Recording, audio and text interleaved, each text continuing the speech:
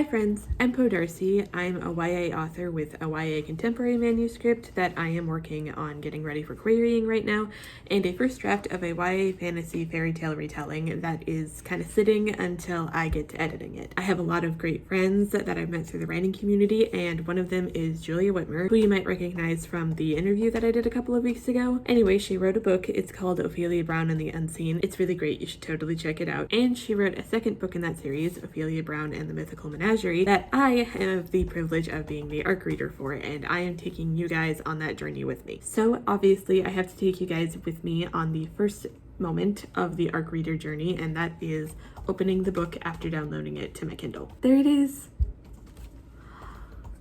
Oh my gosh. Oh, they did such a great job with the artwork on the cover. Well, time to read, I guess. I got through the first 3 chapters of Ophelia Brown in the Mythical Menagerie, and guys, she really likes to just start everything like really quick. It's just like you start the book and then all the action's happening, which is different from the first book, I think, because of like exposition and everything, but this one is just kind of like moving like this, you know, so like we're right into the action, and I cannot wait to see what happens next.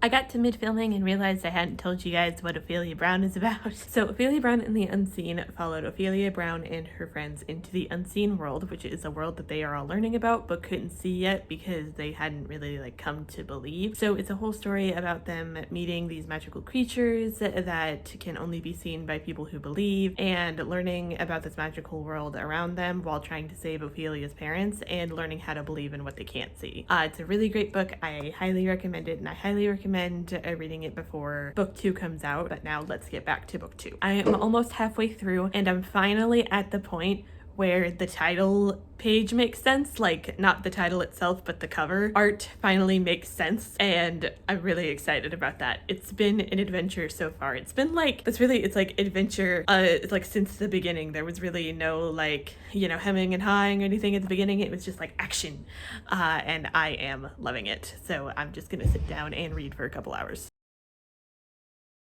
I've gotten a couple more chapters in, and something that I'm really appreciating about the way that Julia tells stories is that she wants to put a focus on mental health. That's something that she and I have talked about before, but she does it in a realistic way. These kids go through some pretty intense things, and they don't just like stoically jumping between intense things, you know, like there's a transition period. They feel things. They have to learn how to deal with that, especially because like they're still young, so they haven't really figured out how to deal with their feelings yet, so they need help. And so I appreciate that like that's not something that stops the story necessarily, but it is something that she uses some of the page time to take care of and draw attention to, is how mental health and emotional health is important. Even in high stakes situations like the one the kids are in, it's still something that needs to be considered. Another thing that I'm particularly enjoying is how Julia just like weaves really relatable things into Ophelia's inner monologue. And one of those relatable things on page 134 is someone in the party says something unkind to somebody else,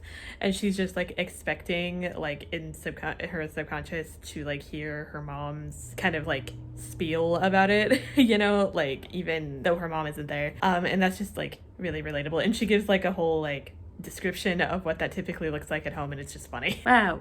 Don't you just love it when there's an adventure book and somebody just drops sad in the middle of it? Thanks, Julia. So if you choose to read the Ophelia Brown series, keep in mind, or I guess just kind of like be prepared to bear witness to some arguments between like older teenagers and preteens, and like preteens and adults. And the interesting thing is that a lot of the times the argument is coming from like frustration from the like 12-year-old age group of like feeling like they're being treated like kids and not really being acknowledged or like listened to. And the thing is that's very real experience. Like I remember being that age, you know, and I also like I know now as an adult how hard it is to remember what it is like to be that age as well, and so it's like relatable from both sides is what I would say. One of the things that I think that Julia does really well is that both sides actually have good points. Like the adults are obviously frustrated with not being obeyed, but the kids are also like, hey, like we're capable of this, or it would have really helped us to have this information, or to have this thing that, like, you know, kind of like obeying your instructions prevented us from having.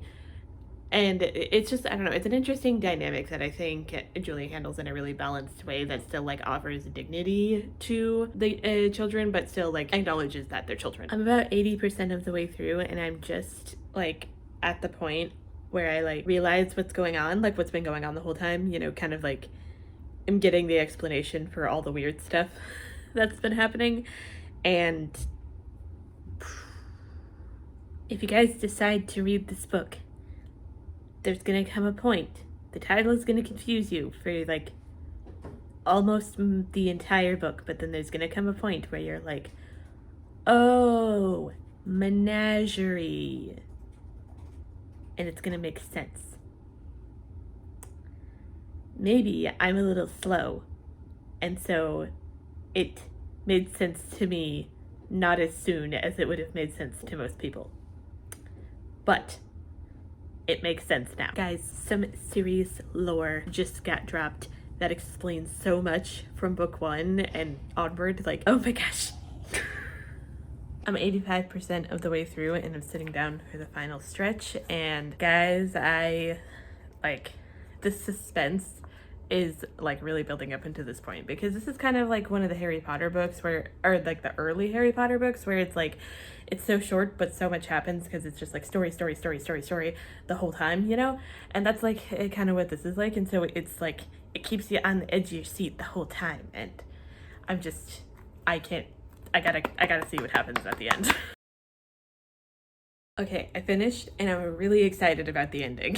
I don't want to spoil anything, obviously, but the ending, like, we end with the characters in kind of like, I don't know, a complicated place. The kids specifically are, like, having to make some decisions about how to move forward, and they're kind of, like, having to figure things out on their own. They're, like, really getting to see the kids grow up, which is exciting, because if you've seen my interview with Julia, you know that the series is going to grow up with the characters, and so it just makes me really excited for what we're going to see in the future from them. I'm really excited for book 3. I know the title of it because I'm a part of the launch team for Ophelia Brown and the Mythical Menagerie, but I don't think I can tell the world yet, but it's a good title, and it's going to be a good book. What I really like about Julia's writing is it's just very unique in the sense that you really experience the story with the characters. And what I mean by that is it doesn't, like, follow the typical 3-act, story structure, but it's still, like, easy to follow as a story.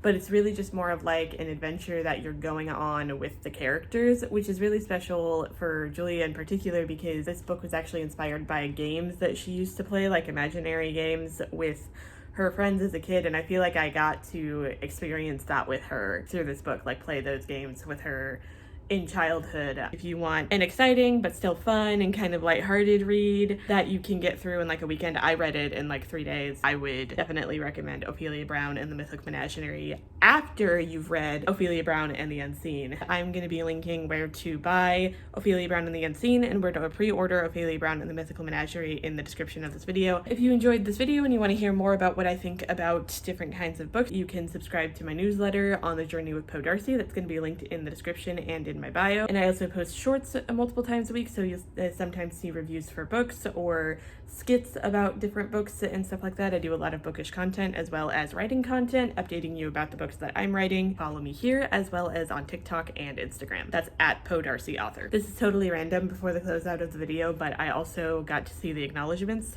page, and I am on it because I'm a part of the street team for Julia's launch of book 2, so that was very special to see as well. Thank you very much, Julia, for including me in that. I will see you on the journey, friends.